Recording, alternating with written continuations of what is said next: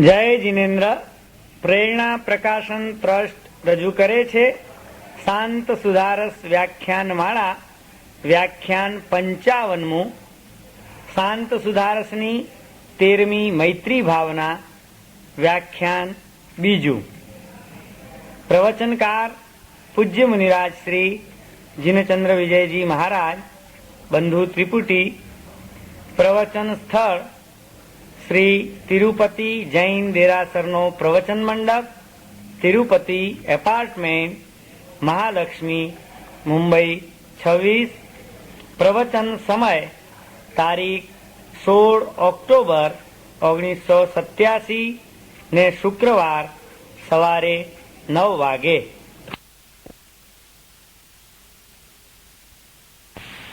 મૈત્રી પરેશાન હિતચિંતનમ યદ ભવેત પ્રમોદો ગુણપક્ષપાત કારુણ્યમાર્તાં ગિરુજાં જીર્ષા ઉપેક્ષણમ દુષ્ટધિયામુપેક્ષા. પરમ જ્ઞાની મહોપાધ્યાય વિનય વિજયજી મહારાજ શાંત સુધારસ ગ્રંથના ઉત્તરાર્ધની અંદર આપણી અશાંતિના એક કારણ તરીકે જીવ જગત પ્રત્યેની દુર્ભાવનાઓનો ખ્યાલ આપણને આપી રહ્યા છે. જેમ જળ પ્રત્યે વિરક્તિ આવવી જરૂરી છે, એમ જીવો પ્રત્યે અનુરક્તિ પ્રગટવી પણ એટલી જ જરૂરી છે. જળ પ્રત્યે જો વિરક્તિ આવી જાય અને જીવો પ્રત્યે અનુરાગ પ્રગટી જાય, અનુરક્તિ આવી જાય, તો જ ખરેખર ચિત્ત શાંતિનો અનુભવ કરી શકે અને વિકાસને પ્રાપ્ત કરી શકે. જળનો વિરાગ અને જીવો પ્રત્યેનો અનુરાગ એ સાધના માર્ગની અંદર એક અનિવાર્ય આવશ્યકતાઓ છે. આ બંને તત્વોને પ્રાપ્ત કરવા પડે. જળ પદાર્થો પ્રત્યેનો વૈરાગ્ય આવે છે અનિત્યાદિ 12 ભાવનાઓના ચિંતન દ્વારા, અને જીવ જગત પ્રત્યેનો અનુરાગ પ્રગટે છે મૈત્રી, પ્રમોદ, કરુણા અને માધ્યસ્થ્ય, આ 4 ભાવનાઓને સ્થિર કરવા દ્વારા. જ્યાં સુધી જીવ સૃષ્ટિને યોગ્ય રીતે મૂલવતા આપણે નહીં શીખીએ, કોઈ પણ જીવાત્મા આપણી સમક્ષ જ્યારે આવે છે ત્યારે 4 માંથી કોઈ પણ એને એક ખાનામાં બેસાડી દેતા આપણને નહીં આવડે, ત્યાં સુધી આપણો એ જીવો પ્રત્યેનો વ્યવહાર અશુદ્ધિ ભર્યો અને અશાંતિને જન્માવનારો જ રહેવાનો છે. કોઈ પણ જીવ આવે છે એને કાં તો તમારી સમાન કક્ષાનો છે તો મૈત્રીની દ્રષ્ટિથી જુઓ, તમારા કરતા ચડિયાતી કક્ષાનો છે તો પ્રમોદ, રાજીપો અનુભવો એનો વિકાસ જોઈને, તમારા કરતા કંઈક પાછળ પડેલો છે, નીચો પડેલો છે, તો એવા જીવને જોઈને કરુણા અંતરમાં પ્રગટે. અને ઉન્માર્ગગામી અને ઉદ્ધતાઈ ભર્યા વર્તન કરનારો કોઈ પણ જીવાત્મા જ્યારે સંપર્કમાં આવે છે ત્યારે ત્યાં આગળ ઉદાસીનતા, મધ્યસ્થ ભાવ જો આપણા ચિત્તમાં આવી જાય, આ 4 માનો કોઈ પણ એક લેન્સ તો ચડાવીને જ જગતનું દર્શન કરવું પડશે. જગતનું દર્શન કરવામાં જ્ઞાની પુરુષોએ એમ કીધું કે આ 4 માનો કોઈ પણ એક લેન્સ ચડાવી જ લેજો. જો આ મૈત્રી, પ્રમોદ, કરુણા અને માધ્યસ્થનો લેન્સ ચડાવીને જીવ જગતની સાથે સંબંધ બાંધવામાં આવે તો મનનું બેલેન્સ કોઈ દિવસ ગુમાવાય નહીં. જે યોગ્ય લેન્સ ચડાવે છે એનું બેલેન્સ જળવાઈ રહે છે મનનું, નહીં તો એમાં ગરબડ થઈ ગયા વિના રહેવાની નથી. આપણે આજે આપણા મનનું બેલેન્સ ગુમાવ્યું છે. અનેક જાતની વિકૃતિઓ અને ક્ષુબ્ધતાઓથી આપણું ચિત્ત ખરડાયેલું છે, અને માટે જ ન તો આપણે આપણા વ્યવહાર જીવનની અંદર ખરેખર કોઈ શાંતિનો અનુભવ કરી શકીએ છીએ, કે ન તો આપણે આપણી ધાર્મિક પ્રવૃત્તિઓની અંદર ધર્મ ધ્યાનને પ્રાપ્ત કરી શકીએ છીએ. ધર્મ પ્રવૃત્તિઓ વધવા છતાં ધર્મ ધ્યાન ન આવવા દેનાર જો કોઈ તત્વ હોય, અને જીવન વ્યવહારમાં સુખના સાધનો વધવા છતાં સુખની અનુભૂતિ ન થવા દેનાર જો કોઈ તત્વ હોય, તો તે જીવ જગત પ્રત્યેની અનેકવિધ દુર્ભાવનાઓ છે. ઈર્ષ્યા, અદેખાઈ, ઘૃણા, તિરસ્કાર, ધિક્કાર, વેર, ઝેર, આ બધા ભાવો જેના અંતરમાં ખદબદ થયા કરતા હોય, એ ક્યાંથી શાંતિનો અનુભવ કરી શકે? કઈ રીતે શુદ્ધિને સ્પર્શી શકે? અશક્ય વાત છે. અને એ પ્રાપ્ત કર્યા વિના છૂટકો નથી. એ કેવી રીતે થાય? એને માટેની આ 4 દ્રષ્ટિઓ છે. કે આ ચારમાંની કોઈક પણ એક ભાવનાને તમે સિદ્ધ કરી લો. ચારે ચાર ભાવનાઓને સિદ્ધ કરીને જેવી ભૂમિકાનો જીવ, એ ભૂમિકાને જીવને એ દ્રષ્ટિથી તમે મુલાવતા શીખો તો ક્યાંય વાંધો નહીં આવે. અને એમાંની પહેલી છે મૈત્રી, બધાનું મૂળ છે.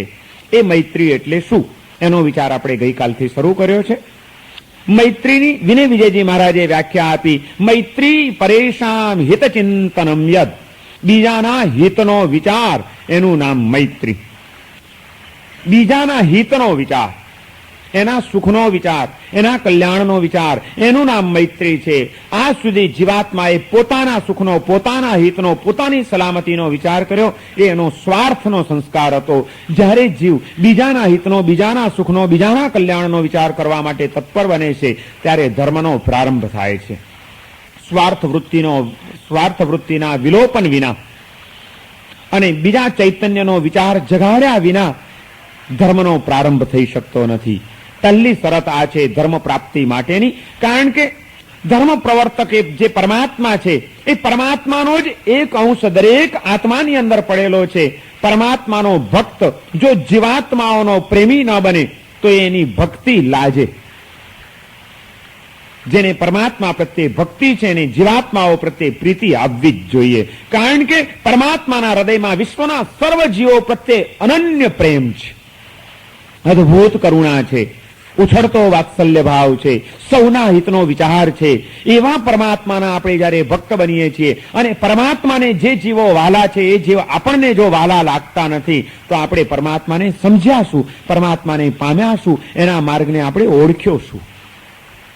સાચો પ્રેમ કોઈ પણ વ્યક્તિની સાથે જયારે બંધાય છે ત્યારે એની જેની સાથે સંબંધ હોય છે એની સાથે પણ તમારો સંબંધ બંધાઈ ગયા વિના રહેતો નથી. પરમાત્માની સાથે અમારો સંબંધ બંધાયો છે એમ આપણે ત્યારે જ કહી શકીએ જ્યારે આપણો જીવાત્માઓની સાથે સંબંધ બંધાયો હોય તો. કારણ કે પરમાત્માનો સંબંધ જીવાત્માઓ સાથે બંધાયેલો છે. એક વ્યક્તિની સાથે સંબંધ બાંધો તો એ જેની સાથે સંબંધિત હોય એ બધા તમારા સંબંધી બની જાય કે નહીં? આ દુનિયાની કોઈક એક કન્યા એક દિવસ તમારા માટે સાવ અળગી હતી, તમારે એની સાથે કોઈ લેવા દેવા નહોતો, કોઈ વ્યવહાર નહોતો, કંઈ સંબંધ નહોતો, કંઈ જ નહોતું. પણ માની લો કે એ કન્યાની સાથે તમારા વેવિશાળ થયા, તમારા લગ્ન થયા અને એક નવી વ્યક્તિની સાથે તમારો સંબંધ બંધાયો. પણ એ એક વ્યક્તિ સાથે પણ સાચો સંબંધ બંધાયો તો એના જે સંબંધી હતા એ બધા તમારા બની જાય કે નહીં? એના મા બાપ તમારા સાસુ સસરા થઈ ગયા, એના ભાઈ બહેન બધા જ એકની સાથે સંબંધ બંધાયો તો એનો જેની સાથે સંબંધ છે એ આપણા સંબંધી બની ગયા વિના રે નહીં. પરમાત્મા સાથે આપણો સંબંધ બંધાયો છે તો પરમાત્માને જગતના સર્વ જીવો સાથે સંબંધ છે એ આપણા સંબંધી બની જાય, એની સાથે આપણો સંબંધ બંધાઈ જાય તો સમજવું કે પરમાત્મા સાથે આપણો સંબંધ બંધાયો છે. જો જીવાત્માઓ સાથે પ્રેમનો તંતુ નથી સંધાયો અને સ્નેહનો સંબંધ નથી બંધાયો તો પરમાત્મા સાથે અમારે સંબંધ બંધાયો છે એવી વાતો આપણે ભલે કરીએ, જ્ઞાની પુરુષોની દ્રષ્ટિમાં એ આપણો સંબંધ સાચો નહીં ઠરે. એને માટેની આ અનિવાર્ય શરત છે. જીવાત્માઓ પ્રત્યે પ્રીતિ પ્રગટવી જોઈએ, પરમાત્માની ભક્તિની એ પહેલી શરત છે. અને એટલા જ માટે અહીંયા આગળ વિનય વિજયજી મહારાજ વ્યાખ્યા આપે છે કે પરહિત ચિંતા મૈત્રી પરેશાન હિત ચિંતનમ યત, બીજાના હિતનો વિચાર એનું નામ મૈત્રી. આ જ વાત માત્ર સામાન્ય શબ્દોના ફરક સાથે હરિભદ્ર સુરી મહારાજે બતાડી છે. એમણે કીધું પરહિત ચિંતા મૈત્રી. એમના શ્લોકના શબ્દો આ છે, પરહિત ચિંતા મૈત્રી. વિનય વિજયજી મહારાજ કહે છે કે મૈત્રી પરેશાન હિત ચિંતનમ યદ, બીજાના હિતનો વિચાર એનું નામ મૈત્રી. એક જ વાત છે. એ જ વાત કેશવ વિજયજી જરાક જુદી રીતે કહે છે. એમણે એમ કીધું કે સકલ સત્વ સ્નેહ પરિણામો મૈત્રી, સર્વજીવો પ્રત્યે સ્નેહનો પરિણામ પ્રગટવો એનું નામ મૈત્રી છે. કારણ કે હિતનો વિચાર સ્નેહના પરિણામ વિના આવી શકતો નથી. જેની પ્રત્યે પ્રેમ હોય છે એના જ હિતનો વિચાર આપણે કરી શકીએ છીએ. એટલે અપેક્ષા એ કેવું હોય તો એમ કહી શકાય કે હિત ચિંતારૂપ જે મૈત્રી છે, હરિભદ્ર સુરી અને વિનય વિજયજીની જે વ્યાખ્યા છે એ કાર્યરૂપ મૈત્રી છે. એનું કારણ રૂપ મૈત્રી યશો વિજયજીએ બતાડી કે સકલ સત્વ સ્નેહ પરિણામો મૈત્રી. હિત ચિંતા એ કાર્ય છે, સ્નેહ એ એનું કારણ છે. જ્યાં કારણ હોય ત્યાં કાર્યની નિષ્પત્તિ થાય, જ્યાં સ્નેહ હોય ત્યાં હિતનો વિચાર આવે. સ્નેહ પરિણામ પ્રગટવો જોઈએ તો હિતનો વિચાર આવ્યા વિના રહેશે નહીં. અને એનાથી આગળ વધીને મૈત્રીની વધુ સૂક્ષ્મતામાં લઈ જતા આપણને હેમચંદ્રાચાર્ય વળી એક નવી વ્યાખ્યા આપી અને એણે એમ કીધું કે પ્રત્યુપકાર નિરપેક્ષા પ્રીતિ મૈત્રી. યશો વિજયજીએ એમ જ કીધું કે સકલ સત્વ સ્નેહ પરિણામો મૈત્રી, બધાની પ્રત્યે સ્નેહનો પરિણામ. પણ સ્નેહનો પરિણામ માત્ર એટલું કહીને હરિભદ્ર સુરીજી અટક્યા નહીં, એ એના કરતા વધુ સૂક્ષ્મતામાં ગયા અને એણે એમ કીધું કે ભાઈ સ્નેહનો પરિણામ તો સાચો, પ્રીતિ તો સાચી, પણ પ્રત્યુપકાર નિરપેક્ષા પ્રીતિ મૈત્રી. પ્રત્યુપકાર બદલાવ, એ બદલાની અપેક્ષાથી રહિત એવો જે પ્રેમ, એનું નામ મૈત્રી. વેપારી ગ્રાહકની સાથે પ્રેમ તો રાખે છે.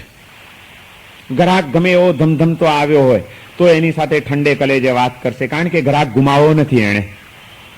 એની બે અપશબ્દોને પણ ખમી લેશે, બે ગાળ પણ ખાઈ લેશે, ધમધમાટ પણ સહી લેશે, હસીને એની સાથે બોલશે, ચા પાણી એને કરાવશે, એની પાછળ ખર્ચો કરશે, એની પ્રત્યે બહુ લાગણી અને પ્રેમ છે એવો દેખાવ કરશે. વેપારી બધું જ કરે છે, તો શું એ વેપારીને ગ્રાહક પ્રત્યે મૈત્રી છે એમ આપણે કહીશું? ના, એ બધું કરીને થોડુંક કરીને ઘણું બધું મેળવી લેવા માંગે છે, એની પાસેથી ઘણો બધો લાભ ખાટી જવા માંગે છે, એની બદલાની અપેક્ષા હૈયાની અંદર ઊભી છે, માટે એને વેપાર કહેવાય, એને મૈત્રી ન કહેવાય. મૈત્રી કોનું નામ? મૈત્રીની વ્યાખ્યા હરિભદ્ર સુરીજી આપી, પ્રત્યુપકાર નિરપેક્ષા પ્રીતિ, નિરપેક્ષ પ્રેમ. કે શેની અપેક્ષાથી રહિત? તો કે પ્રત્યુપકાર, બદલાની અપેક્ષા. હું એને આમ કરું છું તો એને પણ મને આવું કંઈક બદલો આપવો જોઈએ. પ્રતિ ઉપકાર, સામેથી ઉપકાર. મેં તમારી ઉપર ઉપકાર કર્યો છે તો તમારે પણ મારી ઉપર કોઈક ઉપકાર કરવો જોઈએ. હું તમને ક્યારેક કામ લાગ્યો છું તો તમારે પણ અવસરે મને કામ લાગવું જોઈએ. મેં અવસર ત્યારે જરૂર હતી તમને મદદ કરી હતી, મને જરૂર પડે ત્યારે તમારે પણ મદદ કરવી જોઈએ. આવી અપેક્ષાઓ પૂર્વક જે બંધાતા સ્નેહના સંબંધો છે, જે કેળવાતી જતી કહેવાતી મૈત્રી છે, એ મૈત્રી ચિરંજીવ નથી બની શકતી. કારણ કે જ્યારે આપણી અપેક્ષા પૂર્ણ નહીં થાય, મેં તમારી પાસેથી કોઈક અપેક્ષા રાખીને સંબંધ વધાર્યો છે, પણ અવસરે હું તમારી પાસે આવ્યો ને તમે તે વખતે મને કામ ન લાગ્યા, મારી અપેક્ષા પૂર્ણ ન થઈ, તો તમારી પ્રત્યેની મારી મૈત્રીમાં મંદતા આવી ગયા વિના રહેશે નહીં. સંભવ છે કે કદાચ મારી અપેક્ષા વધુ પ્રબળ હોય તો એ મૈત્રીને તૂટી જતા પણ વાર લાગશે નહીં. એ સંબંધ છિન્ન ભિન્ન થઈ જશે અને માટે એને મૈત્રી નથી કીધું. મૈત્રીની આ શરત છે, કોઈ પણ અપેક્ષાથી રહિત એ ચૈતન્યની દ્રષ્ટિપૂર્વક ઉભો થયેલો પ્રેમ, એનું નામ છે મૈત્રી. આ મૈત્રી બે પ્રકારની હોઈ શકે છે. મૈત્રીના સૌથી પહેલા બે પ્રકાર પાડ્યા, એક નેગેટિવ મૈત્રી અને એક પોઝિટિવ મૈત્રી. બીજાનું અહિત ન કરવું એ નેગેટિવ મૈત્રી છે, અને બીજાનું હિત કરવું એ પોઝિટિવ મૈત્રી છે. ભાઈ આપણે કોઈની સાથે વેરઝેર રાખતા નથી. આપણને કઈ એના રસ્તે, આપણે આપણા રસ્તે મગજમારીની આપણે કઈ વેરઝેર રાખતા નથી. બરોબર છે, વેરઝેર નથી રાખતા એ વાત સારી છે, પણ એવા ચૈતન્યથી વિરસતા જીવ પ્રત્યે તને પ્રેમ છે. માત્ર વેરઝેર ન હોવા એટલું જ બસ નથી, પ્રેમ હોવો પાછો જરૂરી છે. આપણી મૈત્રી ઘણી વખત નેગેટિવ મૈત્રી વધુ હોય છે. મારે એની સાથે હું કોઈ દિવસ ઝઘડતો નથી, આપણે સારો જ છે, મૈત્રી જ છે, વળી બીજું શું. મૈત્રી એટલે કઈ મૈત્રી? પણ માત્ર નેગેટિવ મૈત્રી એ ન ચાલી શકે. તને એની પ્રત્યે પ્રેમ છે, એનામાં વિલસતા ચૈતન્ય તત્વનું કોઈક દર્શન કરતા તું શીખ્યો છે, એના કારણે તારા હૃદયમાં એની પ્રત્યે આકર્ષણ અને અહોભાવ જન્મ્યા છે, તો એનું નામ પોઝિટિવ મૈત્રી કહેવાશે. આપણે જે કંઈ બોલીએ છીએ એમાં બે વાત આવે છે. મિત્તિમે સવ્વ ભૂએષુ વેરમ મજ્જ ન કેણઈ. ખાલી એમ ન કીધું કે વેરમ મજ્જ ન કેણઈ, મારે કોઈની સાથે વેર નથી, આટલું કહીને આપણા જ્ઞાની પુરુષો બેસી ન ગયા. મારે કોઈની સાથે વેર નથી, અને મિત્તિમે સવ્વ ભૂએષુ, અને સર્વ જીવો પ્રત્યે મને મૈત્રી છે. બે છે અને નથી. મૈત્રી છે, વેર નથી. મૈત્રી એટલે પ્રેમ, સકલ સત્વ સ્નેહ પરિણામો મૈત્રી. સ્નેહનો પરિણામ રૂપ મૈત્રી છે અને વેર નથી. એનો અર્થ એ થયો કે આપણા જ્ઞાની પુરુષો આપણને મૈત્રીની એક એવી સૂક્ષ્મતામાં લઈ જવા માંગે છે કે એમ કે છે કે તમારા હૃદયની અંદર આ ભાવ બે રીતે વિકસવો જોઈએ. નેગેટિવ મૈત્રી પણ તમારામાં આવવી જોઈએ. કોઈ પણ અસદ ભાવ, અણગમો, દુર્ભાવના એનું કોઈ બીજ ન રહી જાય, કારણ કે એમાંથી વેરને ઉભા થવાની ઘણી બધી શક્યતાઓ રહેલી છે. માટે વેરને વધારનાર અણગમો, તિરસ્કાર, ધિક્કાર, ઈર્ષ્યા, અદેખાઈ, સ્પર્ધા, આ બધી ભાવનાઓ એ ક્યારેક વૈરાનુબંધ સુધી તમને લઈ જશે. નેગેટિવ મૈત્રી તમારે સિદ્ધ કરવા માટે આ બધા દુર્ભાવો તમારા હૃદયમાંથી નીકળી જવા ખૂબ જરૂરી છે. માટે વેરમ મજ્જન કેણઈ કીધું. પણ આવા કોઈ દુર્ભાવો ન હોય તો એ માણસ તો શુષ્ક હૃદયનો કહેવાય. મને તમારી પ્રત્યે દુર્ભાવના પણ નથી ને હું તમારી પ્રત્યે કોઈ સદભાવના નથી દેખાડતો. મને કોઈ લાગણી પણ નથી. તમારા સુખ દુઃખ સાથે મને કોઈ સંવેદના પણ નથી. તો શું મારા હૃદયમાં મૈત્રી આવી કહેવાશે? મૈત્રી તો હિત ચિંતા રૂપ મૈત્રી હોવી જ જોઈએ. અને હિત ચિંતા ત્યારે જ આવે જ્યારે સત્વ પ્રત્યે સ્નેહનો પરિણામ હોય. એટલા માટે એમ કીધું કે પોઝિટિવ મૈત્રી મિત્તિમે સર્વ ભુવેશુ. સર્વ જીવો પ્રત્યે મને મૈત્રી છે એટલે કે સર્વ જીવો પ્રત્યે મને સ્નેહનો પરિણામ છે એટલે કે સર્વ જીવોના હિતનો વિચાર મારા હૃદયની અંદર પ્રબળ બનેલો છે. જેના હૃદયમાં બીજાના જીવોના હિતનો વિચાર પ્રબળ બની જાય એના ચિત્તની અંદરનું દુર્ધ્યાન દુર્બળ બની ગયા વિના રહે નહીં. સદભાવનાઓને સબળ બનાવો, દુર્ભાવનાઓ દુર્બળ બની જશે, ટળી જશે. અને એ માટે આ બે પ્રકારે મૈત્રીની સાધના કરવી પડશે. અણગમાના અંશોને ધીમે ધીમે દૂર કરતા ચાલતા જવાનું છે અને પ્રેમના અંકુરાઓને ઉગાડતા જવાનું છે હૃદયની અંદર. પોઝિટિવ અને નેગેટિવ બે તબક્કે મૈત્રીની સાધના જો આપણા જીવનમાં ચાલ્યા કરે તો જ આપણે ખરેખર શાંતિ અને વિકાસના તબક્કાઓને પ્રાપ્ત કરી શકીએ. આજે આપણા જીવનને બહુ ઊંડાણથી વિચારવાની જરૂર છે કે આપણી જે કંઈ અશાંતિઓ છે, જે કંઈ સમસ્યાઓ છે, જે કંઈ સંઘર્ષો આપણા જીવનમાં ઊભા થાય છે એની ભીતરમાં કયા પ્રવાહો કામ કરી રહ્યા છે. સાયકોલોજીકલી અભ્યાસ કરવાની જરૂર છે આપણે આપણા પોતાના મનનો, કે આપણા મનની અંદર સૂક્ષ્મ કે સ્થૂળ કેવા કેવા ગૂંચવાડાઓ પડેલા હોય છે અને છતાં આપણે એક ખોટા ખ્યાલોમાં, ભ્રમણાઓમાં રાજતા રહીએ છીએ કે ના મને શું વાંધો છે ભાઈ, આપણને તો કોઈની પ્રત્યે કંઈ નથી. આવા ખ્યાલોમાં જાણે કે આપણે પરિપૂર્ણ છીએ, આપણામાં કોઈ હવે તકલીફ નથી, આપણામાં કોઈ અપૂર્ણતા નથી, એવા જ ખ્યાલોમાં આપણે રાચીએ છીએ. ત્યારે વિનય વિજયજી મહારાજ અને જ્ઞાની પુરુષોની આ સૂક્ષ્મતા, એ સૂક્ષ્મતા આપણને જાગૃત કરે છે કે ઉભો રહેજે ભાઈ, કંઈ નથી એટલું બસ નથી. શું છે એ વાત કર તું તારા હૃદયની અંદર. વેર નથી, અણગમો નથી, બહુ સારી વાત છે. નેગેટિવ મૈત્રી આવી ગઈ. પ્રેમ છે, હિતનો વિચાર છે, આકર્ષણ છે, આત્મદ્રષ્ટિ કેળવાયેલી છે. જો એ નથી તો તું કઈ રીતે મૈત્રીની સાધના કરી શકીશ? અને નેગેટિવ મૈત્રી કરતા પોઝિટિવ મૈત્રીનું ઘણું મહત્વ છે. નેગેટિવ મૈત્રી સહેલી છે હજી, પણ પોઝિટિવ મૈત્રીનો વિકાસ કરવો એ બહુ મુશ્કેલ હોય છે. અને એ આવે ત્યારે જ ખરેખર બીજાના હિતની ખાતર પોતાના સ્વાર્થને પણ જતો કરવાની તૈયારી આવી શકે છે. કારણ કે જ્યાં સુધી પ્રેમ નહીં હોય, સ્નેહ નહીં હોય, ત્યાં સુધી એના હિત ખાતર પોતાના સુખને, પોતાના સ્વાર્થને, પોતાની એષણાઓને, પોતાની અપેક્ષાઓને જતું કરવાની તૈયારી નહીં આવે, સમર્પણ ભાવ નહીં આવે. માતા એને બાળક પ્રત્યે પ્રેમ છે, એની પ્રત્યે સ્નેહ છે અને વાત્સલ્ય છે. માટે જ એ બાળકના હિતની ખાતર જરૂર પડે તો માં પોતાના સુખને પણ જતા કરી દે છે, પોતાની અપેક્ષાઓને પણ બાજુ ઉપર મૂકી દે છે. આખી રાત ઊંઘ વેચીને ઉજાગરો પણ મીઠો લગાડે છે. જ્યારે નાનું બાળક માંદું હોય છે ત્યારે આખી રાત માં એ બાળક કરતા વધુ હેરાન થાય છે એની ચિંતામાં ને ચિંતામાં. એના સુખનો ભોગ કોણે અપાવ્યો? માએ કેમ પોતાની ઊંઘ વેચી નાખી? કેમ પોતે દુઃખને પણ મીઠું બનાવી લીધું? પોતાના સુખને જતો કરવાની ભાવના એનામાં ક્યાંથી આવી? કયો કે પેલા બાળક પ્રત્યેના નિર્ભેળ પ્રેમના કારણે, વાત્સલ્યના કારણે. જ્યાં પ્રેમ છે ત્યાં સમર્પણનો ભાવ આવ્યા વિના રહેતો જ નથી. સમર્પણ સહજ આવી જશે, પ્રેમ પ્રગટાવો. અને એ રીતે કદાચ અવસરે ગમે તે થઈ જાય, પોતાનું ગમે એટલું બલિદાન આપી દેવું પડે તો પણ આપી દેવું, એનું નામ મૈત્રી છે.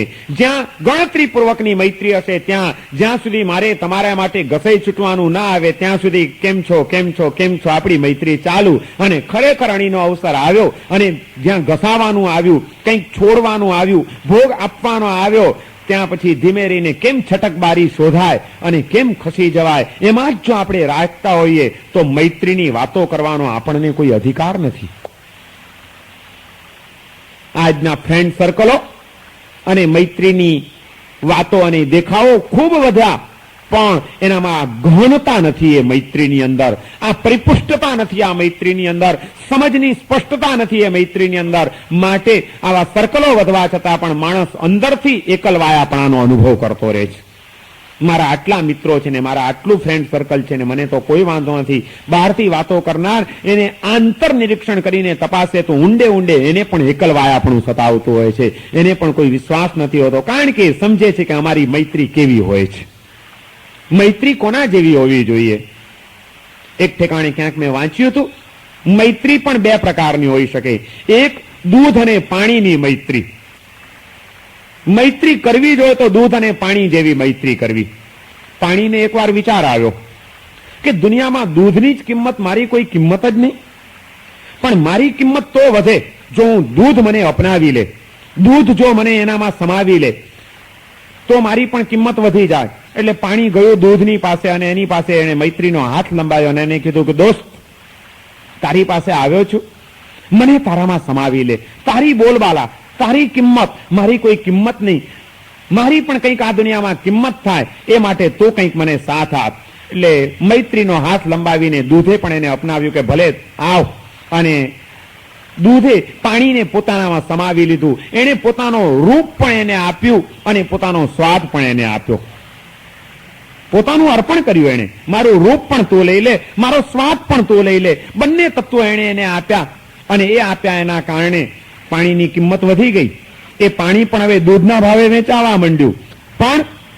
પણ પાણી સમજતું હતું કે આ બધું જ કારણ આ છે, દૂધની ભલમનસાઈ, એનો ઉપકાર છે મારી ઉપર. અને ઉપકારીને જો અવસરે કામ ના લાગીએ ને ઉપકારીની ખાતર ઘસાઈ ના છૂટીએ તો ધૂળ પડી આપણા એ સંબંધોમાં ને મૈત્રીમાં. એટલે પાણી હંમેશા વિચાર કરે છે કે ક્યારે તક મળે અને એના ઉપકારનું ઋણ ચૂકવું, અને એમાં એને તક મળી ગઈ. જ્યારે દૂધને અગ્નિ ઉપર ચડવાનું આવ્યું, અગ્નિને દૂધને બળતું જોયું, પાણીથી રેવાયું નહીં કે મારો ઉપકારી બળે અને હું બેઠો રહું. પહેલા હું બળું પછી એને બળવા દઉં. માટે પહેલા પાણી બળવા માંડ્યું. પાણી બળવા માંડ્યું. એ કહે છે કે હું પહેલા બળી જઈશ. પૂછી જુઓ અમારી માતાઓને, પહેલા શું બળે? પાણી કહે છે કે એને મને સમાવી લીધું, એને મારાથી કેમ બળવા દેવાય? હું મરી જઈશ પણ એને નહીં મરવા દઉં. હું બળી જઈશ પણ પહેલા એને નહીં બળવા દઉં. અને માટે પાણી બળવા માંડ્યું. પણ દૂધે વિચાર કર્યો કે એ મારે શરણે આવ્યું છે, મેં એને મારામાં સમાવી લીધું છે અને એ બળે અને હું જોયા કરું. એ દૂધથી સહન ન થયું. પોતે જેને અપનાવી લીધો છે એવા પોતાના મિત્રને બળતો જોયો, એને પાણીને બળતું જોયું, દૂધથી સહન ન થયું. એટલે એને અગ્નિમાં આત્મહત્યા કરવાનો વિચાર કર્યો અને ઉભરો આવીને એને ઠલવાયું.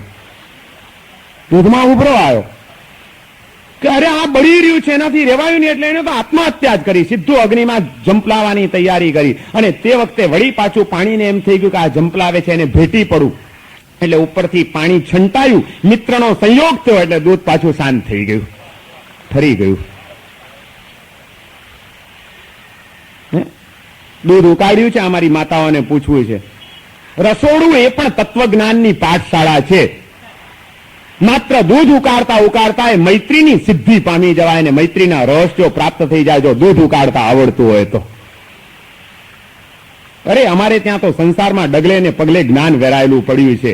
તમે રસોડામાં સવારના પોરમાં દૂધ ઉકાળવા બેઠા હો ને દૂધ ઉકળતું હોય ત્યાંય તમે જો તત્વચિંતન કરતા આવડે તો એમાંથી તમને સરસ મજાના રહસ્યો મળી જાય કે વાહ, મૈત્રી તો આપણા જીવનમાં દૂધ અને પાણી જેવી હોવી જોઈએ. પાણી બળવા માંડ્યું, દૂધથી સહન ન થયું, એને આગમાં જંપલાવાની તૈયારી કરી તો વળી પાછું ઉપરથી પાણીનો ભેટો થયો. મિત્રનું મિલન થાય, દુઃખ પણ માણસ ભૂલી જાય અને દૂધ પાછું તપેલામાં શાંત થઈ ગયું. મૈત્રી કેવી હોવી જોઈએ એનું આ દ્રષ્ટાંત છે. મૈત્રી રાખવી હોય તો દૂધ અને પાણી જેવી મૈત્રી રાખજો. એકબીજાને સમાવી લેજો ને એકબીજાની ખાતર એકબીજા બળી મરવા માટે તૈયાર થાય. પોતાના સુખને જતું કરે એનું નામ મૈત્રી. પણ ભૂલે ચૂકે તેલ અને પાણી જેવી મૈત્રી રાખતા નહીં. એકવાર તેલને વિચાર આવ્યો, પાણીને વિચાર થયો કે હું જરા જઈને મળું, અને પાણી ગયું તેલ પાસે કે ભાઈ મને તારી સાથે રાખ. તેલે કીધું ભલે ત્યારે આવ. આવ્યું તો ખરું, પણ દૂધ અને પાણીની મૈત્રી જુદા પ્રકારની હતી. દૂધે તો પાણીને પોતાનામાં સમાવી લીધું હતું, જ્યારે તેલે પાણીને સમાવ્યું નહીં. એ તો એની ઉપર ચડી બેઠું, પોતાની નીચે દબાવી દીધું એને. તમે ગ્લાસ હોય ને એમાં તેલ નાખો અને પાણી નાખો તો બે મિક્સ થઈ જાય, એક રસ થાય. જ્યાં એક રસતા છે ત્યાં મૈત્રી છે, જ્યાં દબાવવાની વાત છે ત્યાં આગળ સ્વાર્થ છે. તેલે પાણીને સમાવ્યું નહીં, એ તો એની ઉપર ચડી બેઠું પોતાની નીચે દબાવ્યું. એટલે પાણી તો કેટલી અપેક્ષા સાથે ગયું હતું, પણ જ્યાં એને જોયું કે આ તો હારું મને સમાવાને બદલે મારે માથે ચડી બેઠું મને દબાવે છે, કે બેટા વાંધો નહીં તું મને દબાવ હવે અવસરે વાત. અને પછી જ્યાં દીવો પ્રગટ્યો અને બળવાનું આવ્યું, પાણી કે હું શું કામ બળવું, હવે તું જ બળ, તે ક્યાં મને સમાવ્યું છે, તે બળ તું બળ હવે, કે હું નહીં બળું. એટલે તેલ જ બળવા માંડ્યું અને પાણી નીચે ને નીચે રહી ગયું. તેલ ખતમ થઈ ગયું પણ પાણી એની ખાતર બળવાનું આવ્યું, કારણ કે એને કીધું કે તે મૈત્રી નભાવી નથી, તે મને સમાવ્યો નથી, તે તારી સાથે મને એક રસ કર્યો નથી, તો હું શું કામ તારી ખાતર બળું. બળ તું જ બળ હવે. અને તેલ બળી ગયું ને પાણી બચી ગયું. જ્ઞાની પુરુષોએ કીધું છે કે મૈત્રી કરવી હોય તો દૂધ અને પાણી જેવી કરજો, તેલ અને પાણી જેવી મૈત્રી કોઈ દિવસ કરતા નહીં. મૈત્રી બે પ્રકારની, નેગેટિવ અને પોઝિટિવ. એ નેગેટિવ અને પોઝિટિવ મૈત્રી પણ પાછી દૂધ અને પાણી જેવી હોવી જોઈએ, કે જેમાં બીજાની ખાતર ઘસાઈ છૂટવાની તૈયારી હોય. પરહિત ચિંતા મૈત્રી, બીજાના હિતનો વિચાર. દૂધે પાણીનો વિચાર કર્યો, પાણીએ દૂધનો વિચાર કર્યો, વળી દૂધે પાણીનો વિચાર કર્યો, અને છેવટે પાણીએ મિલન રૂપે આવીને પોતાના મિત્રને શાંત કરી દીધો. આખું બંનેમાં બંને એકબીજાના વિચારની વાત છે. આમ જ્યાં આગળ મૈત્રી છે, બે જીવોનો સંબંધ છે, ત્યાં એકબીજાનો વિચાર કરશે તો એ મૈત્રી સાચી મૈત્રી ઠરશે. જ્યાં પોતાનો વિચાર આવશે ત્યાં આગળ એ મૈત્રી તૂટી ગયા વિના રહેશે નહીં. જે સમાવે છે, પોતાનામાં સમાવે છે એ ઠરે છે, જે દબાવે છે એ બળે છે. તેલે પાણીને દબાવ્યું માટે તેલ બળ્યું, દૂધે પાણીને સમાવ્યું માટે દૂધ ઠર્યું. જે સમાવી દેશે એ ઠરશે, જે દબાવતો જશે એ બળશે. આપણે ઠરવું છે કે બળવું છે એનો નિર્ણય તો આપણે કરવાનો છે. જીવનમાં કયા ભાવો સાથે આગળ વધવું છે. મૈત્રીને વિશુદ્ધ બનાવવી પડશે, મૈત્રીને ઊંડાણભરી બનાવવી પડશે, મૈત્રીને સારી રીતે સમજવી પડશે. અને એવી મૈત્રી બે પ્રકારની, પોઝિટિવ અને નેગેટિવ. એ પોઝિટિવ અને નેગેટિવ મૈત્રી પાછી 3 પ્રકારની છે. એની સાધના 3 રીતે થઈ શકે. માનસિક મૈત્રી, વાચિક મૈત્રી અને કાયિક મૈત્રી. પોઝિટિવ અને નેગેટિવ 2 પ્રકાર, બંનેના 3 પ્રકાર, એટલે ટોટલ 6 થયા. 6 પ્રકારની મૈત્રી. માનસિક નેગેટિવ મૈત્રી, વાચિક નેગેટિવ મૈત્રી અને કાયિક નેગેટિવ મૈત્રી. માનસિક પોઝિટિવ મૈત્રી, વાચિક પોઝિટિવ મૈત્રી અને કાયિક પોઝિટિવ મૈત્રી. બીજાનું અહિત ન ચિંતવવું એ માનસિક નેગેટિવ મૈત્રી થઈ. બીજાનું અહિત થાય એવું ન બોલવું એ વાચિક નેગેટિવ મૈત્રી થઈ. અને બીજાનું અહિત થાય એવું કંઈ કાયાથી ન કરવું એ કાયિક નેગેટિવ મૈત્રી થઈ. 3 તબક્કા થયા. પછી બીજાના હિતનો વિચાર કરવો, પેલું અહિતનો વિચાર નથી કરતા, એનું બગાડી નાખવું, આમ કરી નાખવું, પકડી દઉં, એને છૂંદી નાખવું, ખલાસ કરી નાખવું, આ બધું નેગેટિવ અમૈત્રી છે. એને બદલે બીજાના અહિતનો વિચાર નથી કરતા તો માનસિક રીતે નેગેટિવ મૈત્રીની સાધના આપણે કરી કહેવાય. પણ એનું હિત કેમ થાય, આ બિચારો પીડાઈ રહ્યો છે ને દુઃખમાંથી કેમ બચાવાય, બીજાના હિતનો વિચાર જ્યારે આપણે મનથી કરીએ છીએ ત્યારે પોઝિટિવ માનસિક મૈત્રીની સાધના થઈ કહેવાય. પછી કોઈકનું હિત થાય એવી વાણીનો આપણે પ્રયોગ કરીએ, આપણને મળેલી વાચા શક્તિ દ્વારા બીજાના હિત માટે આપણે કંઈક બોલીએ, તો એ વાચિક પોઝિટિવ મૈત્રીની સાધના થઈ કહેવાય. અને આ કાયા દ્વારા કોઈકના હિત માટે આપણે પ્રવૃત્ત બની જઈએ, સક્રિય બની જઈએ, આ કાયાને ઘસી નાખીએ, ત્યારે એ કાયિક પોઝિટિવ મૈત્રી, પોઝિટિવ અને નેગેટિવ, એને પાછી વધુ સૂક્ષ્મતાથી પ્રાપ્ત કરવા માટેના 3 પ્રકાર, માનસિક, વાચિક અને કાયિક. આમાં સૌથી અઘરું જો કોઈ હોય તો એ માનસિક મૈત્રી છે. કાયિક અને વાચિક મૈત્રી એ તો માનસિક મૈત્રી આવ્યા પછી આવનારા તત્વો છે. પણ જો માનસિક મૈત્રી નહીં હોય તો વાચિક અને કાયિક મૈત્રી, પોઝિટિવ કે નેગેટિવ, એક પણ નહીં આવી શકે. એટલા માટે સૌથી વધુ સાધના જો કરવાની હોય, વધુ સજગતા જો પ્રાપ્ત કરવાની હોય, તો એ માનસિક મૈત્રી માટે વિચારો ચાલવા જોઈએ. તો એના કારણે વાચિક અને કાયિક મૈત્રીનો વિસ્તાર વધતો જશે. કારણ કે માણસ જે મનથી વિચારે છે એ જ ક્યારેક એની વાણીમાં અભિવ્યક્ત થાય છે. પહેલા કોઈ પણ વસ્તુ મનમાં દાખલ થાય છે, પછી એ અનુકૂળ સંયોગો મળે તો વાણીમાં અથવા તો વ્યવહારમાં પ્રગટ થયા વિના રહેતા નથી. પણ જો મનમાં જ નહીં હોય તો વાણીમાં ને વ્યવહારમાં આવી નહીં શકે.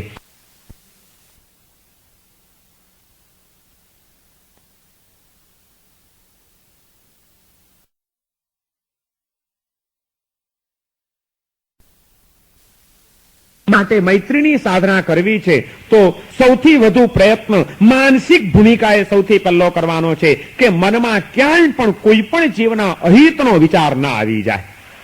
એ માટેની સાવધાની કેળવવાની છે. જેણે આત્માનો વિકાસ સાધવો છે એને સતત મનની સંભાળ લેતા ચાલવાનું છે કે મારા મનમાં કોઈક જીવ પ્રત્યે અહિતનો વિચાર, કોઈકના દુઃખનો વિચાર, કોઈકનું અકલ્યાણ કરવાનો વિચાર, કોઈકનું બગાડવાનો વિચાર ક્યાંય મારા મનમાં ઉઠી ન જાય, એ માટે સાવધાન રહેવાનું. માનસિક મૈત્રીને સિદ્ધ કરવાની છે 2 રીતે, પોઝિટિવ અને નેગેટિવ. મનમાં કોઈનો અહિતનો વિચાર ન જાગે એ માટે પણ સાવધાન રહેવાનું છે.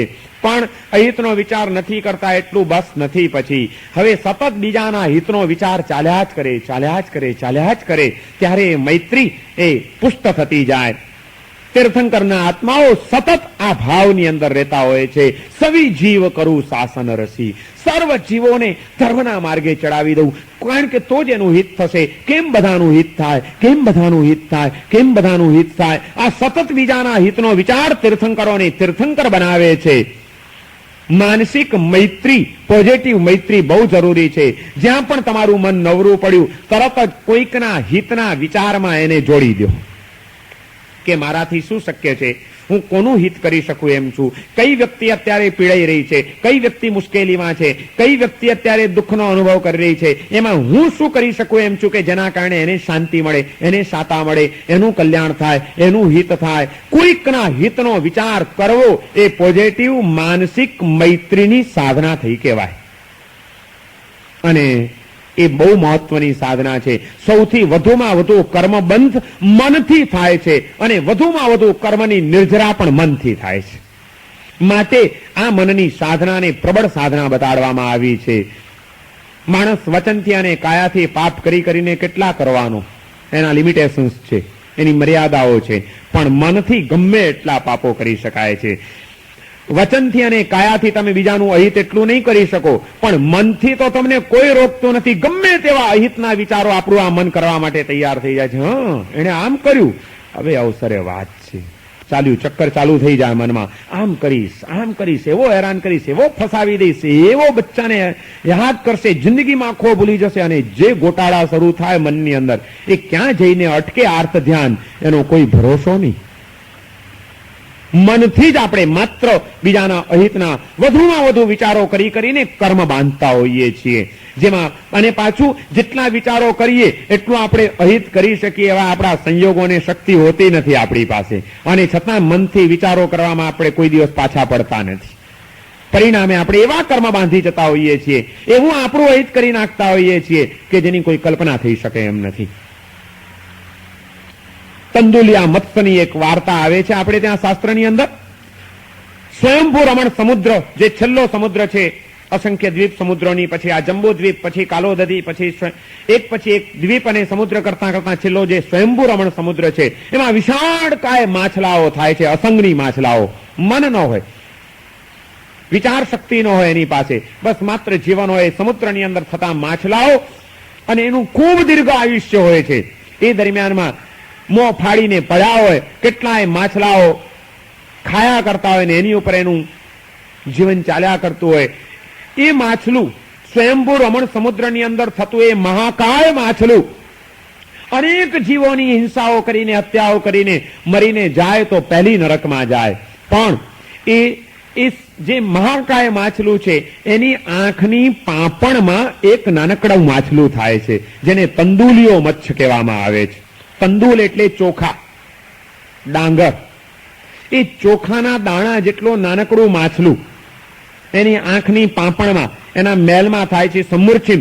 એ માછલું ત્યાં આગળ થાય અને એની આંખની પાંપણ પણ બેઠું હોય ત્યારે સમુદ્રની અંદર પેલું માછલું મોં ફાડીને પડ્યું હોય, બગાસું ખાતું હોય, ત્યારે સમુદ્રના એ ઉછળતા મોજાઓમાં એ મોજું આવે અને મોજામાં કેટલાય નાના નાના માછલાઓ આવે અને આમ બગાસું ખાઈને કે મોં ફાડીને પડેલું માછલું એના મોઢામાં માછલા આવીને પાછું પાણી જાય એની ભેગા નીકળી જાય ત્યારે આંખની પાંપણ ઉપર બેઠેલું પેલું માછલું વિચાર કર્યા કરે. સંગની હોય છે, મન છે એને. એ વિચાર કરે છે કે અરે કેવું મૂર્ખ છે, આટલા બધો શિકાર એના મોઢામાં આવે છે, આટલા માછલા, અને છતાં ખાતો નથી અને જવા દે છે. આની જગ્યાએ હું આવું ને તો એકેને જવા ન દઉં, બધાને જડબામાં ચાવી જવું.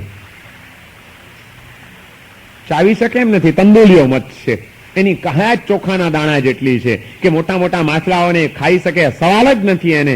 પણ કાયાથી કંઈ કરી શકે એમ નથી, વાણીથી કંઈ કરી શકે એમ નથી, પણ બેઠું બેઠું વિચાર આ જ કર્યા કરે કે આ મૂર્ખ છે, આળસુ છે, આમ ને આમ જવા દે છે આટલા બધા માછલાઓને, હું તો એકને ન જવા દઉં, બધાને ચાવી ખાઉં, ઉતારી દઉં. બસ આ વિચારમાં ને વિચારમાં એની જિંદગી પૂરી કરે. અને એની જિંદગી કેટલી જાણો છો? તંદુલિયા મત્સ્યનું આયુષ્ય માત્ર અંતર મુહૂર્તનું હોય છે, 48 મિનિટ. જન્મે અને મૃત્યુ પામી જાય, પણ એ 48 મિનિટ અંતર મુહૂર્ત કાળની અંદર સ્વયંભૂ રમણ સમુદ્રના મહાકાય માછલાની આંખની પાંપણ ઉપર રહેલો આવડું અમથું એક જીવડું, એક તંદુલિયો મત્સ્ય પણ આ ભયંકર વિચાર કે આ મૂર્ખ છે, આવા જવા દે છે, એકને ન જવા દઉં, જડબામાં ચાવી જવું, ખતમ કરી નાખું, કેવો આળસુ, બસ મારી નાખું, મારી નાખું, મારી નાખું, ખાઈ જવું, ખાઈ જવું, ખાઈ જવું, ખાઈ જવું. આ હિંસાના ક્રૂર વિચારો, એ વિચારો એને 7મી નારકીમાં લઈ જાય છે. તંદુલિયો મત્સ્ય મરે તો આ રૌદ્ર ધ્યાન, હિંસાનું મંદિર રૌદ્ર ધ્યાન મારી જ નાખવા જોઈએ, જવા દેવાય, ખાઈ જવું જોઈએ. આ રૌદ્ર ધ્યાન, હિંસાનું મંદિર રૌદ્ર ધ્યાનના કારણે એ 7મી નારકીમાં ચાલ્યું જાય. પેલું અનેક માછલાઓને કાયાથી મારી નાખનાર માછલું મરીને પહેલી નરકીમાં જાય, અને એક પણ માછલાને ન મારનાર પણ સૌ માછલાઓને મારી નાખવાનો ભયંકર વિચાર કરનાર માનસિક અમૈત્રીના કારણે એ તંદોલિયો મત્સ્ય 7મી નારકીમાં જાય. શાસ્ત્રની અંદર આવતું આ દ્રષ્ટાંત આપણને બહુ મહત્વની એક દ્રષ્ટિ આપે છે કે જીવ કાયાથી જેટલા કર્મ નથી બાંધતો એના કરતા અનેક ગણા કર્મ મનથી બાંધી લેતો હોય છે, અને માટે મનને સંભાળી લેવાની સાધના કરજો. મનને બગડવા નહીં દેતા, નહીં તો બધું બગડી જશે. અને એ મન ન બગડે એ માટે માનસિક મૈત્રીની સાધના કરવાની છે. પોઝિટિવ અને નેગેટિવ બંને રીતે મનમાં કોઈ પણ ખોટો વિચાર ના આવી જાય, કોઈની પ્રત્યે દુર્ભાવના ન જાગી જાય, એ માટે સાવધાન રહેવાનું. અને એ દુર્ભાવના ન જાગે એટલા માટે સદભાવના જગાડી દેવી જોઈએ. બીજાના હંમેશા સારા વિચારો, બીજાના હિતના વિચારો કરતા જ રહો, કરતા જ રહો, કરતા જ રહો, તો જ તમે બીજાના અહિતના વિચારમાંથી તમે બચી શકશો. અને એ તો આપણે નિર્ણય કરી લીધો કે માનસિક મૈત્રી વિના વાચિક અને કાયિક મૈત્રી શક્ય નથી, સહજ નથી અને સુલભ નથી. પણ તો પછી આ માનસિક મૈત્રી સિદ્ધ કેવી રીતે કરાય? મનમાં બીજાના અહિતનો વિચાર આવે જ નહીં અને સતત બીજાના હિતનો વિચાર ચાલ્યા કરે, એ માટેનો અભિગમ કયો અપનાવવો જોઈએ? કઈ દ્રષ્ટિ આપણે સ્વીકારીએ, કઈ જાતનો વિચાર કરીએ તો બીજાના અહિતનો વિચાર આપણા ચિત્તમાં ઉઠે નહીં, ને ઉઠ્યો હોય તો ટળી જાય. માનસિક મૈત્રીને સિદ્ધ કરવા માટેનો ઉપાય શું? એનો પણ ઉપાય છે. જ્ઞાની પુરુષોએ બહુ અદ્ભુત કરુણાઓ કરી છે આપણી ઉપર અને એમણે સરસ મજાના ઉપાયો બતાડ્યા છે. એમણે કીધું કે માનસિક મૈત્રીને સિદ્ધ કરવા માટે સૌથી પહેલો વિચાર તું એ કરજે કે જેના અહિતનો તો વિચાર કરી રહ્યો છે એ આત્મા તારી જેવો જ છે. આત્મૌપમ્યની ભાવના, આત્મ સમદર્શિત્વ, જેવો મારો આત્મા છે એવો જ એનો આત્મા છે. મને જેમ સુખ ગમે છે ને દુઃખ નથી ગમતું, એમ એને પણ સુખ જ ગમે છે, દુઃખ નથી જ ગમતું. તો મારી જ જેવા ચૈતન્યથી વિલસતા, મારી જ જેવા એ આત્માની પ્રત્યે મારે અહિતનો વિચાર ન કરવો જોઈએ. અમે બધા સમાન છીએ, અમે બધા એક જ છીએ. આ વિચાર, આત્મ સમદર્શિત્વની ભાવના, મારો આત્મા જેવો છે એવો જ એનો આત્મા છે. આ સમત્વ, સમદર્શિત્વ, એ આત્મ સમદર્શિત્વ જેટલું કેળવાયું હોય એટલો એના અહિતનો વિચાર શિથિલ બની જાય અને હિતનો વિચાર પુષ્ટ બની જાય. તલ્લો આ વિચાર. પછી બીજો વિચાર કે હું જ કોઈકનું અહિત ગમે એટલો કરવાનો વિચાર કરું, પણ મારા વિચારવાથી એનું અહિત થશે જ એ શક્ય છે ખરું? એનું અહિત એના પાપ કર્મના ઉદય હશે તો જ થશે. મારા વિચારવાથી કોઈનું અહિત થવાનું નથી. હું ગમે એટલો વિચાર કરું કે આનું નખો જ જાય, ના હેરાન થઈ જાય, ના આમ થઈ જાય, પણ એનો જો પુણ્યનો ઉદય ચાલતો હશે તો મારા વિચારવાથી કંઈ વળવાનું નથી. તો પછી જેમાંથી કંઈ વળવાનું નથી એવા ખોટા વિચારો કરીને મને ફાયદો શું? એનું અહિત એના જ કર્મના ઉદય પ્રમાણે જ થશે. મારા વિચારવાથી કંઈ થવાનું નથી. હા, પણ હું જો એના અહિતનો વિચાર કરીશ તો એના દ્વારા એનું તો અહિત થશે કે નહીં થાય ખબર નથી, પણ મારું અહિત તો ચોક્કસ થવાનું છે, એમાં કોઈ શંકા નથી. તો હું કોઈકના અહિતનો વિચાર કરું છું ત્યારે હું એનું અહિત નથી કરી રહ્યો, મારું જ આત્માનું અહિત કરી રહ્યો છું. કારણ કે આ બીજા જીવો પ્રત્યેના અહિતના વિચારો, દુર્ભાવનાઓ એ મને અશુભ કર્મ બંધાવે છે. એ અશુભ કર્મ જ્યારે ઉદયમાં આવશે ત્યારે મારું અહિત થયા વિના રહેશે નહીં. એનો અર્થ એ થયો કે બીજાના અહિતનો વિચાર એ પોતાના જ અહિતની પ્રવૃત્તિ છે, માટે મારે મારું અહિત થાય એવું કોઈ પગલું ભરવું નથી. આ વિચાર કરીને બીજા જીવો પ્રત્યેની દુર્ભાવનાઓને શાંત કરી દેવાની છે. ઉઠે અનાદિકાળના સંસ્કાર છે. આપણા મનમાં વિચાર ઉઠે કે આણે આમ કર્યું, હું એને આમ કરી નાખીશ, એનું તો નખો જ જવું જોઈએ, આવી રીતે ફસાઈ જાય તો બહુ સારું. પણ તે જ વખતે તરત જ સાવધાન બની જાઓ. જ્યાં તમારું મન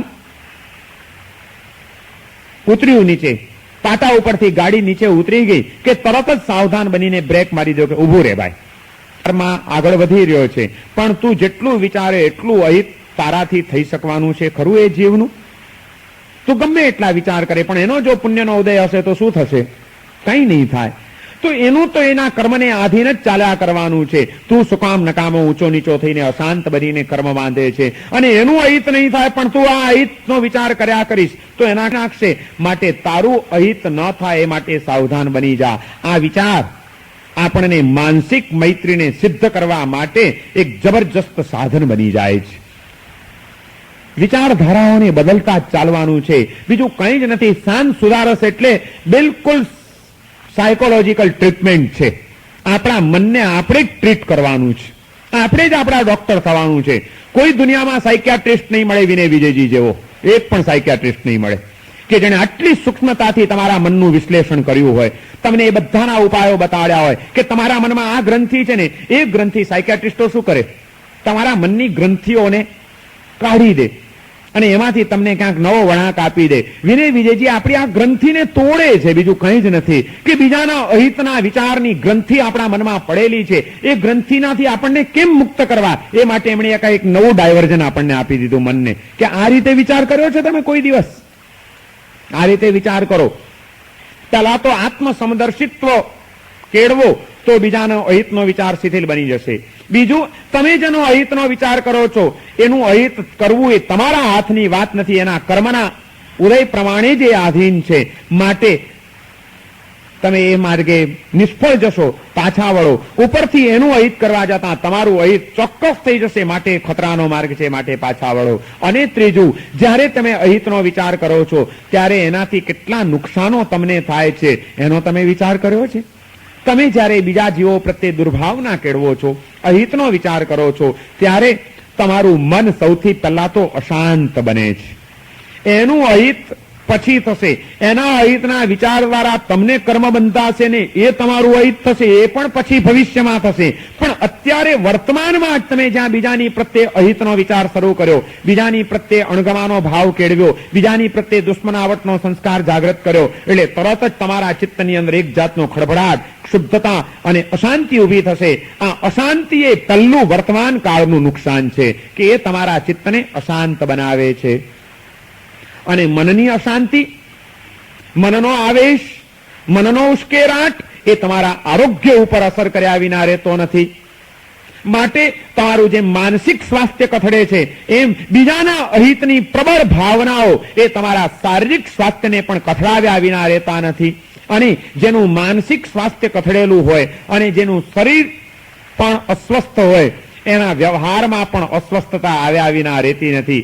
મન બેચેન હશે અને શરીર અસ્વસ્થ હશે તે વખતે તમે કદાચ એવું કંઈક ભરડી મારશો, એવું કંઈક બોલી મારશો, તમારા જ ઘરના માણસો ઉપર એવા તમે અપસેટ થઈ જશો કે જેના કારણે દુશ્મનનું તો અહિત થશે ત્યારે થશે, તમારા સ્વજનનો પ્રેમ ગુમાવી બેસીને સ્વજનોની સાથે પણ તમે દુશ્મનાવટના ભાવો ઉભા કરી નાખશો. એ તમારું વ્યવહારિક નુકસાન છે. તમને માનસિક રીતે અશાંતિનું નુકસાન છે, શારીરિક રીતે સ્વસ્થતા ગુમાવ્યાનું નુકસાન છે. અને એક શુદ્ધતાના કારણે વ્યવહારમાં આવતી ગરબડો અને આવેશપૂર્ણ પ્રયોગો એના કારણે વ્યવહારિક સંબંધો એને પણ આંચ આવ્યા વિના રહેતી નથી. માટે વ્યવહારિક રીતે નુકસાન છે. તો બીજાના અહિતનો વિચાર એ શારીરિક, માનસિક અને વ્યવહારિક રીતે મને નુકસાન જ પહોંચાડે છે, લાભ કંઈ નથી, આવો ખોટનો ધંધો કોણ કરે. આ વિચાર કરીને પણ તમે તમારા મનની અમૈત્રીને તોડી નાખજો. નેગેટિવ અને પોઝિટિવ મૈત્રીને સિદ્ધ કરવા માટે સાવધાન બની જજો. એમ પ્રેક્ટિકલ માર્ગદર્શન આપણને અહીં આગળ જ્ઞાની પુરુષો આપે છે. બહુ ઊંડાણથી એક એક વાતને સમજવાની છે. બિલકુલ સાયન્ટિફિક આ બધી વાતો છે. આજના સાયન્સ દ્વારા અને વિજ્ઞાન દ્વારા પણ આ બધું હવે સિદ્ધ થઈ ચૂક્યું છે કે માણસ જ્યારે ખોટા વિચારો કરે છે, અશાંત હોય છે, ત્યારે એની રુધિરાભિસરણ ઉપર પણ અસર પહોંચ્યા વિના રહેતી નથી. એના શરીરની અંદર કેટલાક પોઈઝન્સ ઉભા થઈ જાય છે અને પરિણામે એ એનું જ નુકસાન પહોંચાડનારા બની જાય છે. વચ્ચે એક પ્રયોગ વાંચ્યો તો સંશોધન થયું કે જે અતિ ક્રોધ કરે છે, અતિ આવેશમાં હોય છે, સતત બીજાની સાથે ધમધમાટ ભર્યો વર્તાવ કરે છે અને દુર્ભાવનાઓમાં રાચે છે, એવી માતા એ અત્યંત ક્રોધની અંદર હોય અને ત્યારે જો એના બાળકને ધવડાવે તો એ બાળક માંદલું થયા વિના રહેતું નથી. કારણ કે એના સ્તનની અંદર જે દૂધ છે એ દૂધમાં પણ પોઈઝન્સ ઉભા થઈ જાય છે. માટે કોઈ પણ માતાએ આવેશમાં આવ્યા પછી તરત પોતાના બાળકોને નહીં ધવડાવવા જોઈએ, એવું સારા ડોક્ટરોનું વિશ્લેષણ હતું આ સંશોધનના પરિણામ પછી. કે ક્રોધના આવેશ દરમિયાન કે ક્રોધ કર્યા પછી તરત જ થોડીક જ વારમાં, જ્યાં સુધી એનું લોહી એકદમ શાંત ન થઈ ગયું હોય, એનું શરીર બિલકુલ સ્વસ્થ ન થઈ ગયું હોય અને હજી અંદરનો ખડભડાટ ને ક્ષુબ્ધતા અને વ્યાકુળતા ચાલુ હોય, એ દરમિયાનમાં જો એ માતા પોતાના બાળકને ધવડાવશે તો એના બાળકના શરીર ઉપર એની ભયંકર અસરો થયા વિના રહેવાની નથી. આપણે બીજાના અહિતના વિચારો ઝડપ બંધ કરતા જઈએ છીએ અને મનની અંદર એટલા બધા ગૂંચવાડા ઉભા કરી નાખતા હોઈએ છીએ, પણ આપણને ખબર નથી કે આપણે આપણું જ કેટલું નુકસાન વળી રહ્યા છીએ. મૈત્રી એ જીવનનો પાયો છે. વર્તમાન તમારું દ્રવ્ય જીવન પણ તમારું સુંદર બને અને તમારું ભાવ જીવન, આધ્યાત્મિક જીવન પણ પરિપૂર્ણ બને, એ માટે મૈત્રી વિના કોઈનો છૂટકો નથી. મૈત્રી એ તમારા શરીરને સ્વસ્થ બનાવશે, તમારા મનને પ્રસન્ન બનાવશે, તમારા વ્યવહારને શુદ્ધ બનાવશે અને તમારા આત્માને દિવ્ય બનાવશે. શરીરને સ્વસ્થ રાખવું હોય, મનને પ્રસન્ન રાખવું હોય, વ્યવહારને નિર્મળ રાખવો હોય અને આત્માનો વિકાસ સાધવો હોય તો પોઝિટિવ અને નેગેટિવ રીતે માનસિક મૈત્રીને પહેલા સિદ્ધ કરવી પડશે. અને એ માનસિક મૈત્રી જેટલી વ્યવસ્થિત સિદ્ધ થઈ હશે ત્યાર પછી વાચિક અને કાયિક મૈત્રી આવતા વાર નહીં લાગે. સતત તમે જો બીજાના હિતના વિચારો કરતા હશો તો જ્યાં ક્યાંક તમને અનુકૂળ એવી તક મળશે, વાતાવરણ મળશે, ત્યાં તમારા મોઢામાંથી એવા શબ્દો સરી પડશે કે જે કોઈકનું હિત કરી જનારા હશે. જ્યાં તમને અવસર મળશે ત્યાં તરત જ એ વિચારની પ્રબળતા તમને એ માર્ગે ધક્કો મારીને પ્રવૃત્ત કર્યા વિના રહેશે નહીં. તમે સક્રિય બની જશો અને કોઈકના હિત માટે કંઈક ને કંઈક તમે કરી છૂટશો. અને એ રીતે વાચિક અને કાયિક મૈત્રી સહજપણે આવી જશે જો માનસિક મૈત્રીને પુષ્ટ કરેલી હશે તો.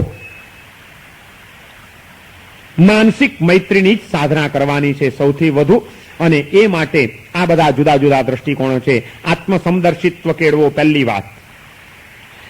બીજાનું અહિતનો વિચાર કરવાથી કોઈનું અહિત થતું નથી. એનું અહિત તો એના કર્મ પ્રમાણે જ થશે, પણ એના અહિતનો વિચાર કરવાથી મારું અહિત ચોક્કસ થાય છે, માટે મારે બીજાના અહિતનો વિચાર કરવો નથી. આ બીજી વાત. અને એ પરલોકમાં અહિત થશે ત્યારે થશે, પરંતુ અત્યારે પણ બીજાનો અહિતનો વિચાર કરવાથી એના કારણે મનની અંદર જે માનસિક સંઘર્ષો ઉભા થાય છે એ મારા શરીરને, મનને અને વ્યવહારને કલુષિત બનાવ્યા વિના રહેતા નથી. એ ત્રણેય રીતે મને નુકસાન છે, માટે આ જીવન પણ મારું નુકસાનકારક બને છે, માટે પણ અહિતના માર્ગેથી બચવું જોઈએ. આ ત્રીજી વાત. આ ત્રણ વિચારો દ્વારા માનસિક મૈત્રીને સિદ્ધ કરવા માટેનો પ્રયત્ન કરવાનો છે અને માનસિક પોઝિટિવ કે નેગેટિવ અમૈત્રીથી મનને બચાવી લેવાનું છે. અને એ રીતે આ જો ત્રણ ઉપાયો દ્વારા સાધના કરીએ માનસિક મૈત્રી, તો એમાંથી વાચિક અને કાયિક મૈત્રી સિદ્ધ થાય. અને એ વાચિક, માનસિક અને કાયિક ત્રણેય પ્રકારની મૈત્રી પોઝિટિવ અને નેગેટિવ બંને રીતે જો સિદ્ધ થતી જાય તો એ મૈત્રી પછી દૂધ અને પાણી જેવી બની ગયા વિના રહે નહીં. એ ભાવનાઓ જ્યારે ઘૂંટાતી પ્રબળ બની ગઈ હોય ત્યારે પછી કદાચ કોઈ પણ જીવની પ્રત્યે ક્યાંય ઘસાઈ છૂટવાનું આવું ત્યાં માણસ પોતાનો વિચાર નહીં કરે, એનો વિચાર કરશે. અને એ મૈત્રીની પરાકાષ્ઠા ત્યારે આવે છે કે જ્યારે આપણે ઉપકારીઓ ઉપર તો નહીં, પરંતુ આપણી પ્રત્યે અનુચિત વર્તન કરનાર અપકારી આત્માઓ પ્રત્યે પણ આપણો વ્યવહાર મૈત્રીપૂર્ણ જળવાયેલો રહે છે. આપણને બધા પ્રેમથી બોલાવતા હોય, આપણા માટે બધા કંઈક ને કંઈક ભોગ આપતા હોય, આપણી સાથે સદભાવના ભર્યો વ્યવહાર કરતા હોય, ત્યારે આપણે એની સાથે મૈત્રી રાખીએ એ તો સ્વાભાવિક છે. એમાં કઈ મોટી આપણે ધાડ નથી મારતા. એમાં નવાઈ શું કરી કે બધા ત્યારે સારા સારી આપણી સાથે રાખતા હોય ત્યારે જ આપણે પણ એની સાથે સારા સારી રાખીએ. ખરેખરી કસોટી તો એમાં છે અને ધર્મ પામ્યાની પરિણતિ તો એ છે. સારું નહીં, આપણી સાથે અનુચિત વર્તન કરતા હોય એની પ્રત્યે મૈત્રીપૂર્ણ વ્યવહાર રાખે. પણ આપણે મનની અંદર એના અહિતનો વિચાર જાગવા ન દઈએ. જીવનની સાચી કસોટી છે અને આપણે આપણા મને કેટલો પચાવ્યો છે એની એ પરીક્ષા છે. કેવી રીતે કોઈ આપણી પ્રત્યે અપકાર ઉચિત વર્તન કરે છતાં એની પ્રત્યે હિતનો વિચાર, એને માટેનો કોઈ લેન્સ કરો, એને માટેનો પણ લેન્સ છે. અપ્રેમ અપકારીને પણ ઉપકારીની દ્રષ્ટિથી જોવાની એવી ભૂમિકા કેળવાય, એ માટે પણ એક વિચાર છે. વિચાર કરશું માત્ર તો એની પ્રત્યે દુર્ભાવના જાગ્યા રહેશે નહીં. પણ જ્યારે કોઈક તમારી પ્રત્યે અનુચિત વર્તન કરે છે, અપકાર કરી રહ્યો છે, ત્યારે તમે વિચાર કરજો કે આ મારો મિત્ર છે, તો એના હિતનો વિચાર આવશે. મિત્રની પ્રત્યે, અને એ મારો મિત્ર છે, મારો દુશ્મન નથી. પણ દુશ્મનાવટ ભર્યો વ્યવહાર કરે છે અને છતાં એને મિત્ર માનવો, એવું કેવી રીતે માની શકાય? સવાલ જ નથી. હા, માની શકાય. તમારે એ વિચાર કરવાનો કે એ મારી પ્રત્યે અનુચિત વર્તન કરે છે તો એ શું કરી રહ્યો છે? એટલું કર્મની મારી નિર્જરા કરાવી રહ્યો છે, મારા કર્મ ખપી રહ્યા છે. કોઈક જન્માંતરમાં મેં કોઈક એવું કર્મ બાંધ્યું હશે, એ કર્મ અત્યારે એ મારી ઉપર દુઃખ વરસાવીને, મને મુશ્કેલીમાં મૂકીને, મને ક્યાંક ફસાવી દઈને, તકલીફ જન્માવીને એ અત્યારે મારી પ્રત્યે અપકારનું વર્તન કરી રહ્યો છે. પણ એ વર્તનના કારણે મારું જન્માંતરમાં ભાન ભૂલા થઈને બંધાયેલું કોઈ કર્મ આ રીતે આત્મા ઉપરથી ખરી રહ્યું છે. એટલે કે મારા આત્માને કર્મથી રહિત બનાવી રહ્યો છે આ આત્મા. એટલે કે મારા આત્માને મુક્ત દશાની નજીક લઈ જઈ રહ્યો છે. એટલે કે મારું એ કલ્યાણ કરી રહ્યો છે. તો એ મારી ઉપર અપકાર નથી કરતો, મારી કર્મની નિર્જરા કરાવી આપે છે, મને બંધનમાંથી મુક્તિ તરફ લઈ જાય છે. તો જે આપણને કલ્યાણના માર્ગે લઈ જાય, જે આપણને કર્મથી રહિત બનાવે, એ આપણો દુશ્મન કહેવાય કે મિત્ર કહેવાય? તો એની પ્રત્યે તો પ્રેમ પ્રગટે કે આવેશ જન્મે? શા માટે મારે આવેશ કરવો જોઈએ? એ કંઈ પણ કરે છે એ મારું હિત કરી રહ્યો છે, અને જે મારું હિત કરે એ મારો મિત્ર કહેવાય. તો એની સાથે તો મારે વધુ મૈત્રી કેળવવાની, એની પ્રત્યે મારા હૃદયની વધુ સદભાવનાઓ કેળવવાની છે. આ જો આપણે વળાંક આપી દઈએ આપણી વિચારધારાને, તો જ આપણે જીવનના વિષમ અને વિકટ પ્રસંગોની અંદર ચિત્તની સ્વસ્થતાને ટકાવી રાખીને આપણે જાતે ટકી શકીએ. નહીં તો આપણે ટકી શકવાના નથી અને આપણા આત્માને આપણે શુદ્ધ ભાવોમાં ટકાવી શકવાના નથી.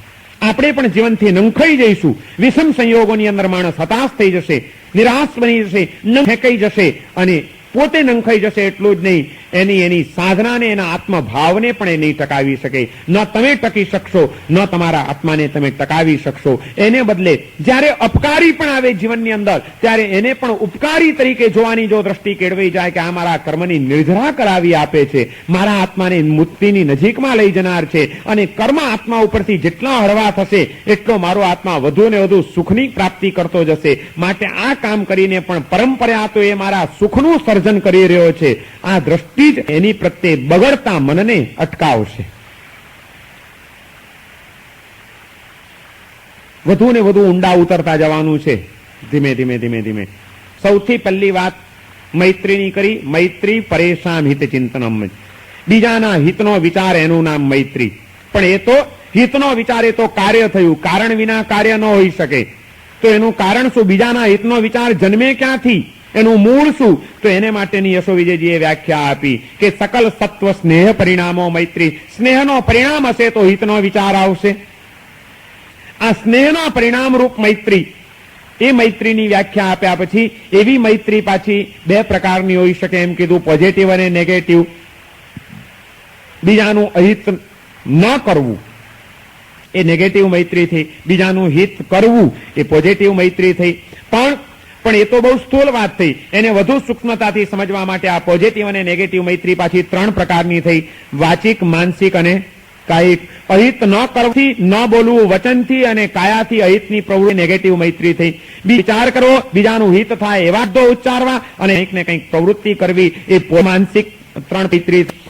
એવી મૈત્રી, એમાં પણ માનસિક મૈત્રી જેનો, એ માનસિક મૈત્રી માટે પાછા ત્રણ વિચાર: આત્મનો વિચાર, બીજાનું અહિત થાય છે એ વિચાર, પરલોકમાં બંધાશે માટે, પરંતુ અહીં પણ શરીરની સ્વસ્થતા ગુમાવીશ અને વ્યવહારની શુદ્ધિ ગુમાવી માર્ગે જવાથી નહીં કરવું જોઈએ. આ પ્રકારનો વિચાર એ મૈત્રીને ટકાવી રાખવાનો વિચાર. પણ એ તો સામાન્ય જીવો પ્રત્યે. હવે જે આગળ વધ્યા અને અપકાર કરતા આવ્યા છે જીવો, એની પ્રત્યે પણ મૈત્રીને ટકાવી રાખવા માટે એ મારી કર્મની નિર્જરા કરાવીને મને વધુ ને વધુ સુખના માર્ગે લઈ જવામાં પરિણામે છે. માટે મારા મિત્ર છે, અને મિત્ર જોવાની દ્રષ્ટિ આપણી એકદમ થઈ જશે. અને હવે મનની બધી જ શુદ્ધતાઓ એ બધું ટળી અને આપણું મન એક એવી કરશે કે જે દિવ્યતાની અંદર શાંતિ હશે, નિતરતો આનંદ હશે, હશે.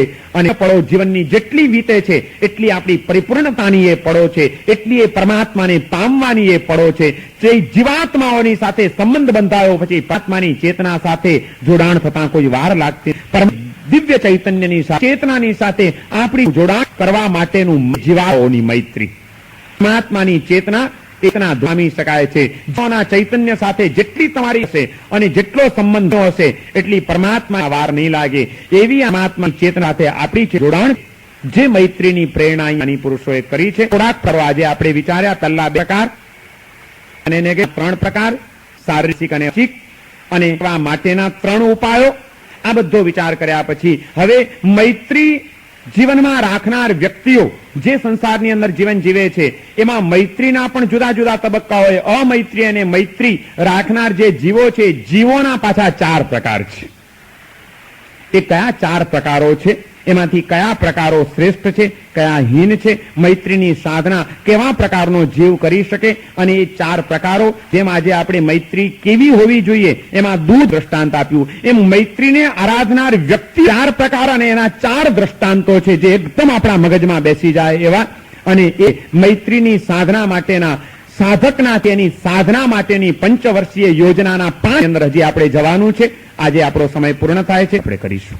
મંગલ માંગલ્યમ સર્વ કલ્યાણ કારણમ પ્રધાનમ સર્વ કર્માણ